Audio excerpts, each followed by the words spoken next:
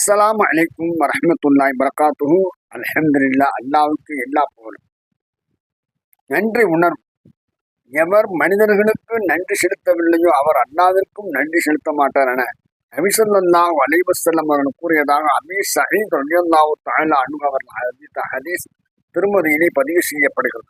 நாம் செய்கின்ற உதவி அற்பமானதாக இருந்தாலும் அதற்கு நிறைவான கூலி அல்லாஹ்வால் வழங்கப்படும். சில சமயம் அந்த நன்றி உணர்விற்காக பலன் இந்த உலகத்திலேயே கிடைக்கலாம். அதற்கு பின்வரும் நிகழ்வு ஒரு சான்றாக உள்ளது. கோபர்ட் கில்லி அமெரிக்காவின் மிகப்பெரிய மருத்துவராக புகழ் பெற்றவர்.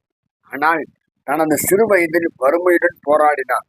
தனது 13வது வயதில் தான் வசித்த பகுதியில் உள்ள வீடுகளுக்கு பேப்பர் போடுவது, பால் பாக்கெட் போட்டு வேலை செய்து வந்தார். ஆனாலும் வருமானம் போதவில்லை. அந்த நேரத்தில் ஒரு முறை கையில் பணம் இல்லை, உண்ண உணவில்லாமல் திண்டாடினார்.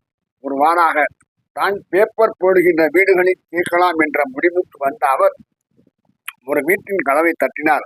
கதவை திறந்தது அவர் வயதில் உள்ள ஒரு சின்னஞ்சிறு பெண்.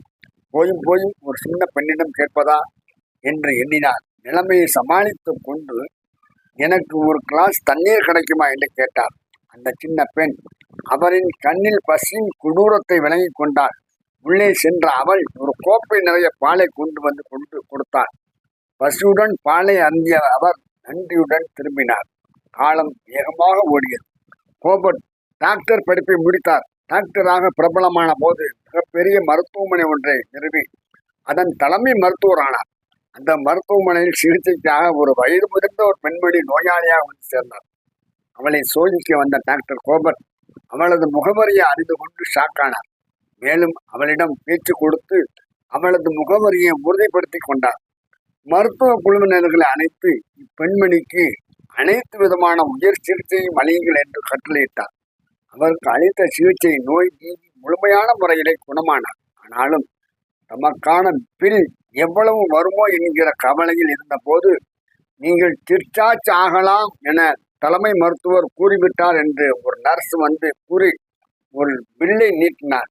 அதில் இப்படி எழுதியிருந்தது: சிகிச்சைக்கான பில் 40 வருடத்திற்கு முன்பாக ஒரு கோப்பை பாலில் தீர்க்கப்பட்டு விட்டது என்று எழுதியிருந்தது.